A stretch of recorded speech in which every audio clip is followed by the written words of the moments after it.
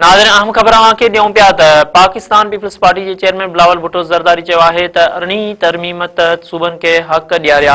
अरिड़हीं तरमीम कंहिंजो पीउ बि ख़त्म नथो करे सघे।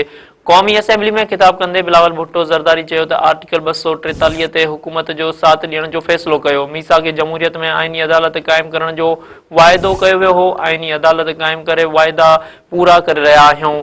बिलावल भुट्टो चयो त जेकॾहिं सूबनि जा फ़ैसिला इस्लामाबाद में थींदा त अलहदगी पसंदनि खे ताक़त मिलंदी ऐं जमहूरी माण्हुनि जो नुक़सानु थींदो। उन लाइ पीपल्स पार्टी सूबनि खे मज़बूत कयो ऐं अरिड़हीं तरमीम आंदी। बिलावल भुट्टो ज़रदारी चयो त असां फील्ड मार्शल जे उहिदे खे तहफ़ुज़ ॾियण वञी रहिया आहियूं। फ़ैसिलो कयो आहे त आइनी अदालतूं ठाहे रहंदासीं। शहीद ज़ुल्फ़िकार अली भुट्टो जो अदालती क़त्ल कयो वियो।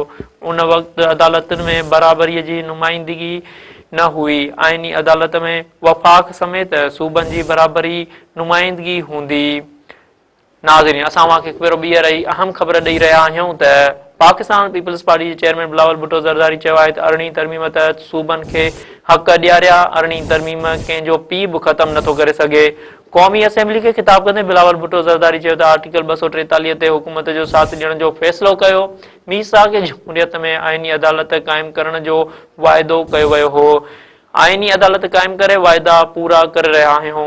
बिलावल भुट्टो चयो त जेकॾहिं सूबनि जा फ़ैसिला इस्लामाबाद में थींदा त अलहदगी पसंदनि खे ताक़त मिलंदी ऐं जमहूरी माण्हुनि जो नुक़सानु थींदो।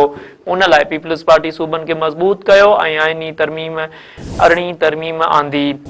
बिलावल भुट्टो चयो त असां फील्ड मार्शल जे उहिदे खे तहफ़ुज़ ॾियण वञी रहिया आहियूं। फ़ैसिलो कयो आहे त आइनी अदालतूं ठाहे रहंदासीं। शहीद ज़ुल्फ़िकार अली भुट्टो जो अदालती क़त्ल कयो वियो। उन वक़्तु अदालतुनि में बराबरीअ जी नुमाइंदगी न हुई। आइनी अदालत में वफ़ाक़ समेत सूबनि जी बराबरी नुमाइंदगी हूंदी।